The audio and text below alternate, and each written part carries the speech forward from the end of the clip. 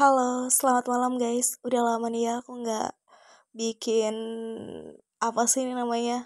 Mau dibilang podcast tapi bukan podcast. Jadi aku mau bilang suara-suara hati aja. Aku mau sedikit cerita. Katanya kalau kita dipertemukan seseorang itu pasti ada alasannya. Dan ya mungkin memang benar. Karena buat beberapa orang ada yang merasakan kalau misalnya tahun 2023 itu tuh berat banget. Ada juga yang ngerasa happy banget. Kalian ada di tim yang mana? Yang happy banget sama 2023 atau yang sedih? Nggak sedih sih, tidak happy mungkin ya lebih tepatnya. Karena kalau dibilang sedih kayak menyedihkan banget gitu. Oke, jadi aku mau cerita soal pertemuan aku dengan seseorang. Aku bertemu dia itu Hamin Hamin 4 sebelum aku ulang tahun. Karena aku ulang tahun di akhir tahun 2023, ya bulan Desember. Pertemuan aku dan dia itu tidak disengaja.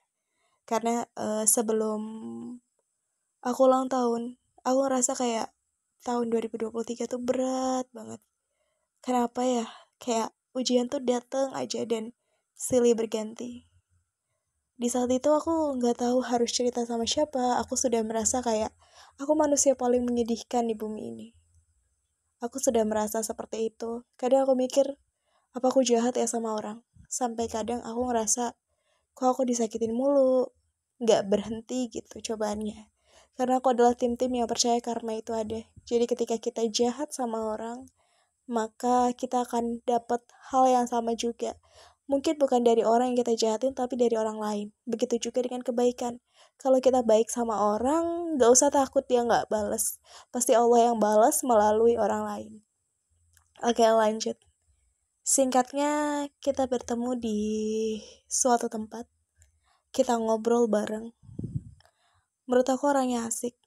Asik banget. Sampai akhirnya kita sempat bertukar nomor handphone. Dan dari ngobrol hari itu aku ngerasa kayak aku tuh lebih beruntung daripada siapapun. Karena faktanya hidupnya dia itu bisa dibilang lebih menyedihkan daripada aku. Bayangkan aja nih, anak sekolah yang biasanya happy-happy, gak mikirin duit atau apapun. Karena suatu keadaan dia berhenti untuk sekolah.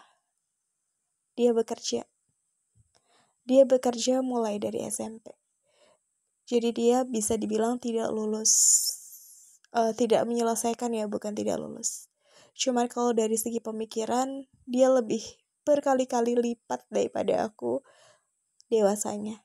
Dan banyak pengalaman yang dia ceritakan ke aku, mulai dia pernah kerja di kapal pesiar. Wah pokoknya keren banget sih dia. Dia juga seorang penulis buku. Di situ aku kayak ngerasa, dia hidupnya lebih susah daripada aku. Cuman dia aja bisa survive, masa aku gak bisa. Terus pengalaman kerjanya dia juga lebih banyak.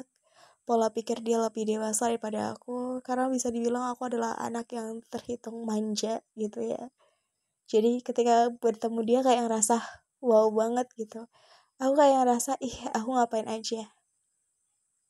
Singkat cerita akhirnya kita bertukar nomor WA. Kita kontekan nggak lama sih. Dan aku tahu mungkin dia sibuk karena kadang aku lama balas chat tapi aku balas paginya tapi dia nggak, mungkin cuma diri doang.